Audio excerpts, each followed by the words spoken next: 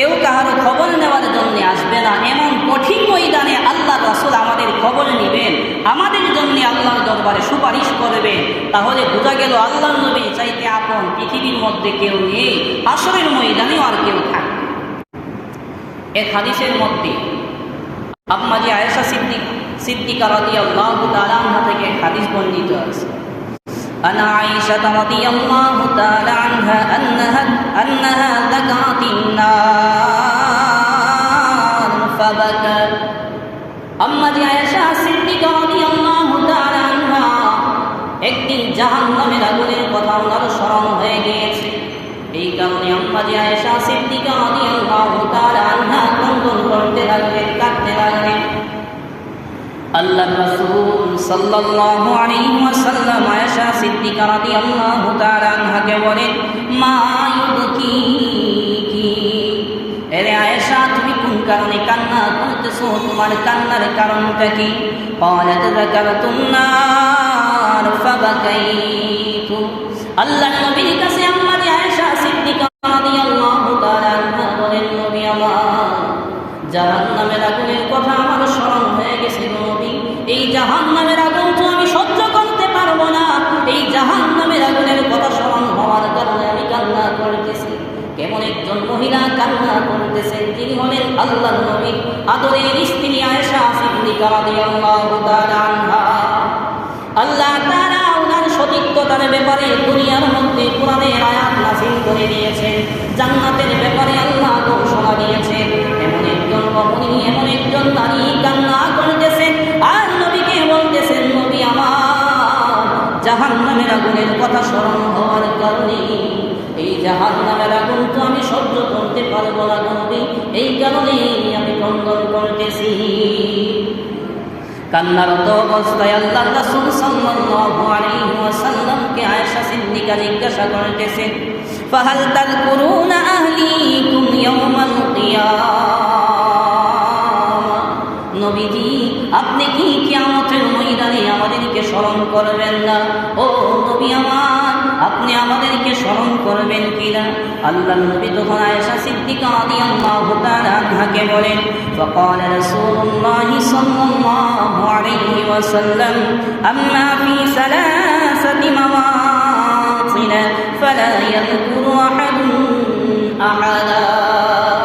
আল্লাহর নবী আয়েশা সিদ্দিকা রাদিয়াল্লাহু তাআলা আনহাকে বলেন, ওরে আয়েশা, হাসরের ময়দানে এমন একটা অবস্থা হইবে, তিনটা জায়গার মধ্যে কেউ কারো স্মরণ করবে না, আত্মীয় স্বজন কেউ কাউকে স্মরণ করবে না, পিতা মাতা তার সন্তানদেরকে স্মরণ করবে না, সন্তান তার বাবা মাকে স্মরণ করবে না, আত্মীয় তার বন্ধন কোন কাজে আসবে না, একজন আরেকজনকে স্মরণ করবে না। এমন তিনটা স্থান হইবে।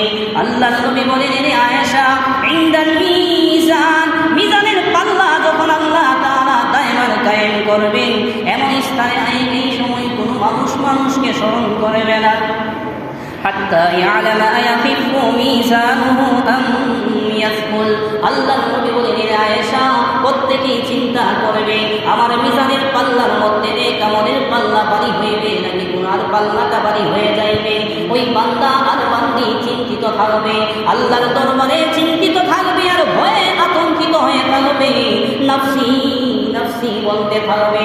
ওই বান্দা আর বান্দি চিন্তা করবে, আজকে আসরের ময়দানে মিজানের পাল্লার মধ্যে যদি আমার গুনার পাল্লাটা ভারী হয়ে যায়, জাহান্নাম ছাড়া আমার উপায় থাকবে না। এই কারণে বান্দা যতক্ষণ না পর্যন্ত জানতে পারবে তার নেক আমলের পাল্লা ভারী হইবে নাকি গুনার পাল্লাটা ভারী হইবে, আল্লাহর নবী বলেন, হে আয়েশা, এই স্থানের মধ্যে দুনিয়ার মানুষ কেউ কাউকে স্মরণ করবে না। আল্লাহর রাসূল সাল্লাল্লাহু আলাইহি ওয়াসাল্লাম দ্বিতীয় নম্বরের জায়গার কথা বলতেছেন, ওয়া ইনদাল কিতাব হিনা ইউকালু হাবুল কুরআনুল কিতাবিয়া হাত্তা ইয়ালামা আইনা ইয়াকউ কিতাবুহু আফি ইয়ামিনিহি আম ফি শিমালিহি। আল্লাহর নবী আয়েশা সিদ্দিকা রাদিয়াল্লাহু তাআলা আনহাকে বলেন, হে আয়েশা, দ্বিতীয় নম্বরের স্থান হইল বান্দা আমলনামা যখন দেওয়া হইবে, ওই বান্দা চিন্তিত হবে। আল্লাহর পক্ষ থেকে যখন বলা হইবে হা উমকরাহু কিতাবিয়া, এরে বান্দা তুমি তোমার আমলনামাটা ধরো। এখন আমলনামা কোন হাতের মধ্যে দেওয়া হইবে? বান্দার ডান হাতে দেওয়া হইবে নাকি বাম হাতের মধ্যে? হাতটাকে ভেঙে তার পিছনের দিক দিয়ে বের করা হইবে। আম্মা আয়েশা সিদ্দিকা রাদিয়াল্লাহু তাআলা আনহাকে নবীজি বলেন, রে আয়েশা, দ্বিতীয় নম্বরের স্থান হইল যখন বান্দার আমলনামা দেওয়ার সময় হইবে, ওই বান্দা চিন্তিত অবস্থায় থাকবে আমার আমলনামা ডান হাতে আসবে নাকি লাঞ্ছিত অবস্থায় বাম হাতটাকে সিনার দিক দিয়ে ভেদ করে উল্টো করে পিছনের দিক দিয়ে দেওয়া হইবে। ওই বান্দা আর বান্দি চিন্তিত অবস্থায় থাকবে।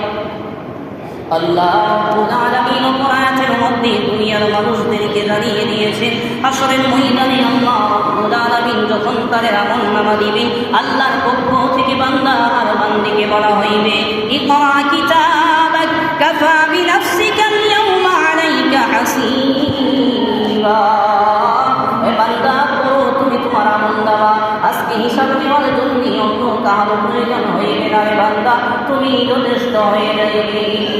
আল্লাহর নবী আয়েশা সিদ্দিকা রাদিয়াল্লাহু তাআলা আনহাকে বলেন, হে আয়েশা, তো দাওরা ফাঁস করছি দোয়া করবেন।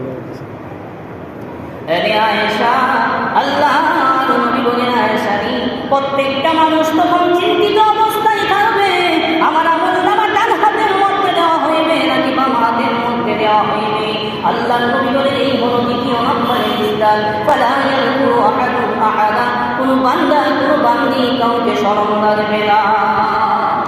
আল্লাহর রাসূল সাল্লাল্লাহু আলাইহি ওয়াসাল্লাম আয়েশা সিদ্দিকা রাদিয়াল্লাহু তাআলা আনহাকে বলেন, হে আয়েশা, তৃতীয় নম্বর হইল ওয়া ইনদাস সিরাত ইযা উদিয়া বাইনা যাহরি জাহান্নাম, যখন ফুলসিরাতকে আল্লাহ দায়মান কায়েম করবে, জাহান্নামের উপরে যখন ফুলসিরাতটা থাকবে, নিচে জাহান্নাম দেখা যাইবে, বান্দা উপরের দিক দিয়ে পার হইবে। যারা জাহান্নামী পাপী বান্দা হইবে কেটে কেটে জাহান্নামের মধ্যে পড়ে যাইবে। আল্লাহর নবী বলেন, হে আয়েশা, ফুলসিরাত পার হওয়ার সময় কেউ কাউকে স্মরণ করবে না। এই কঠিন মুসিবতের দিন মানুষ মানুষকে স্মরণ করবে না, কিন্তু আপনার আমার দুজাহানের বাদশা সাইয়্যিদুল কাওনাইন খাতামুন নবিয়্যিন রাহমাতাল লিল আলামিন রাসূলুল্লাহ সাল্লাল্লাহু আলাইহি ওয়াসাল্লাম ওই কঠিন মুসিবতের দিনও তার উম্মতদেরকে